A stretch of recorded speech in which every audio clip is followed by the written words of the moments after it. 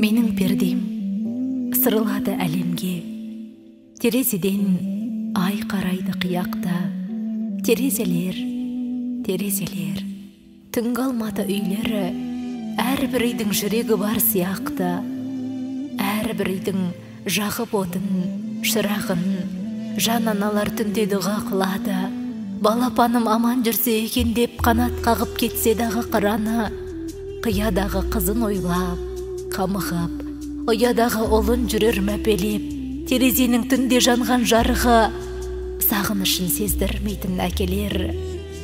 Терезелер, терезесі үйлердің, естілетін ар жағынан күйлер мың, ағутаудың шымылдығын жамылып жасыратын, құпиясын түндердің ғажап түндер.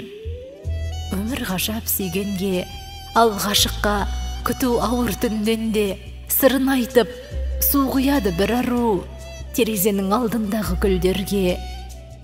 Ертең, таң атады арайлы, атады таң, әппақ қылып маңайды. Ертең гүлдер мен боп сенің жолыңа терезеден қарайды.